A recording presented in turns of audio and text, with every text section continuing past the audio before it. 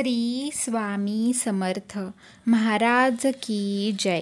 माझ्या स्वामी भक्तीचा प्रसाद या चॅनलमध्ये मी सर्वांचं स्वागत करते. तुम्हाला माहिती आहे का की भगवंताला प्रत्येक भक्त प्रिय असतो. त्यामुळे भगवंत तुम्हाला वेळोवेळी सांगत असतात की बाळा, तुझ्या मनात जे चालू आहे ते होणार आहे. योग्य वेळ आल्यावर तुलाही खूप यश, खूप सारा आशीर्वाद तुलाही मिळणार आहे. माझ्यावर विश्वास ठेव. तुझे कर्म करत राहा. एक दिवस असा येईल की तुला त्याचे फळ नक्की मिळेल. प्रार्थना करत जा, कारण देव तुमच्या जीवनात एक नवीन दरवाजा उघडत आहे, जो कोणीही बंद करू शकणार नाही. पण बाळा, तुला थोड्या वेदना सहन कराव्या लागतील, तरच तुझ्या वेदना एक ना एक दिवस नक्कीच पूर्ण कमी होऊन जातील. जीवनात प्रत्येकाला कधी ना कधी अडचणींचा सामना करावा लागतो. हे अडथळे आमच्या समोर एक मोठं आव्हान म्हणून उभे राहतात.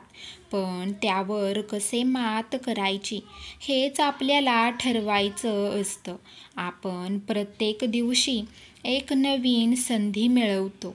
म्हणूनच या संधीचा योग्य वापर करून आपल्या आयुष्यात प्रगती साधता येते.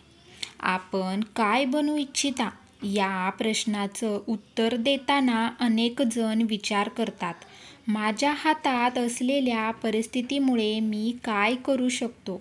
पण खरं सांगायचं तर परिस्थिती आपल्या नियंत्रणात नसते, परंतु आपली प्रतिक्रिया त्या परिस्थितीला कशी असावी हे पूर्णपणे आपल्यावर अवलंबून असते.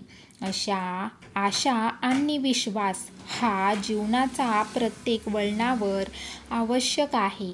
अनेक वेळा आपण आपले ध्येय गाठण्यासाठी सर्वस्व पणाला लावत असतो, तरीही अडचणी येतात.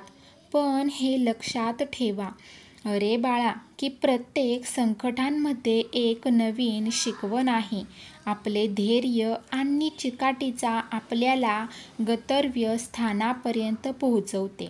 उदाहरणार्थ म्हणून सांगतो, थॉमस एडिसन यांना 10,000 वेळा त्यांच्या बल्बाच्या शोधामध्ये अयशस्वी होण्याचा अनुभव आला.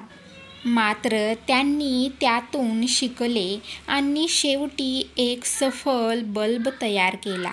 तो शोध त्याने त्यांच्या अपयशाच्या फळापासूनच मिळवला. यामुळेच हे सिद्ध होतं की अपयशाची जाणीव देखील यशाच्या दिशेने एक पाऊल आहे. आपल्या आयुष्यात जी गोष्ट कधीच स्थिर राहते ती म्हणजे बदल. बदल हा अनिवार्य आहे. तो चांगला असो की वाईट असो. आपल्याला शिकवण्याची, वाढण्याची संधी तोच देतो. जोपर्यंत आपण बदल स्वीकारत नाही, तोपर्यंत आपला विकास होत नाही. जर आपल्या प्रयत्नात कमी किंवा यश कमी होत असेल, तर त्याला कारण आहे आपला दृष्टिकोन. म्हणून त्यामध्ये सकारात्मकता आणा.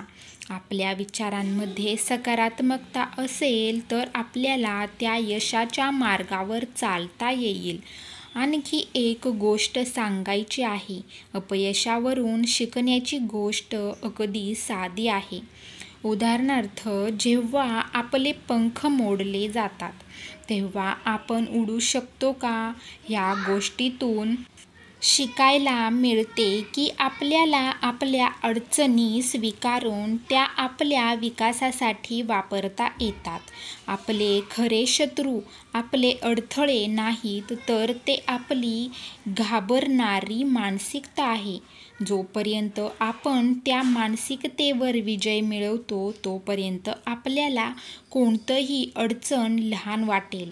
कधीकधी आपल्याला वाटतं की आपल्यापाशी ते सर्व काही नाही जे यशासाठी आवश्यक आहे.